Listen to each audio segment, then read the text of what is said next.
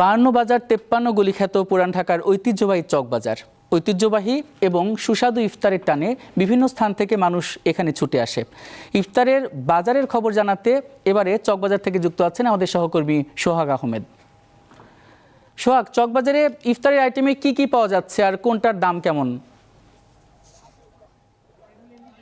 আপনি জানেন যে রমজানের প্রথম দিন থেকে কিন্তু প্রতি বছরের ন্যায় এই চকবাজার শাহী মসজিদের সামনে কিন্তু ইফতারের এক সমারোহ করে এবং বিভিন্ন জায়গা থেকে রাজধানীর আশপাশের যে সমস্ত জেলা আছে সেখান থেকে কিন্তু যারা ইফতার ভোজী লোকজন আছে তারা কিন্তু এখানে চলে আসে এই বিভিন্ন রং বেরঙের এই ইফতার কেনা। আপনি জানেন যে পুরান ঢাকার চকবাজার ইফতার 400 বছরের পুরাতন এবং এইটি কিন্তু মূলত মুঘল আমল থেকেই চলে আসছে। আধুনিকতার প্রযুক্তির আমলের সবকিছু পাল্টালেও শুধু পাল্টায়নি পুরান ঢাকার চকবাজারের ইফতারের এই ঐতিহ্য। আপনি জানেন যে এই বাজারের সবচেয়ে বিখ্যাত আইটেম হচ্ছে বড় বাপের পোলাই খাই, অর্থাৎ এটি হচ্ছে বিভিন্ন মাংস, ডিম, ডাল ও হালিম দিয়ে তৈরি। এছাড়া আস্ত খাসি রান, সুতি কাবাব, দই বড়া, তেল, কবুতরের রোস্ট এবং পেস্তা বাদামের শরবত ও বিভিন্ন রং বেরঙের কিন্তু শরবত এখানে খুবই জনপ্রিয়। এখানে 100 বছরের পুরাতন রান্নার স্বাদ এবং ঐতিহ্যবাহী ইফতারের সংস্করণে অনেক কিছুই পাওয়া যায়।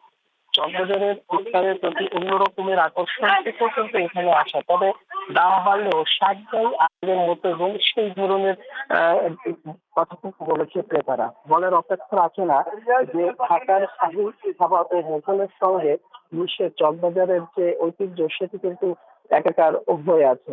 এবং আপনি দেখতে পাচ্ছেন যে পুরা রাস্তাটা বন্ধ করে এখানে কিন্তু আপনার ইফতারের যে আয়োজন সেটা কিন্তু ব্যবসায়ীরা শুরু করেছে এবং এটি ইফতার হওয়ার কিছু আগে কিন্তু শেষ হয়ে যাবে, অর্থাৎ যতক্ষণ করে সময় বাড়বে তত কিন্তু এখানে লোকজন ভিড় জমবে এবং এত পরিমাণ ভিড় জমবে যে ক্রেতারাও কিন্তু তখন দিশেহারা হয়ে যাবে।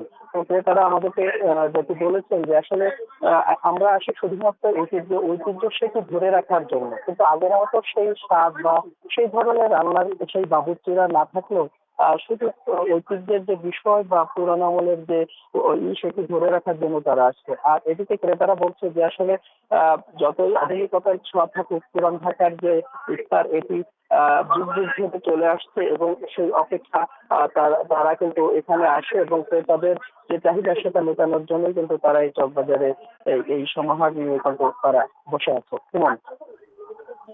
সোহাগ হায়দার, আপনাকে অসংখ্য ধন্যবাদ। চকবাজার থেকে রকমারি ইফতারি বাজারের খবর জানাচ্ছিলেন সহকর্মী সোহাগ হায়দার।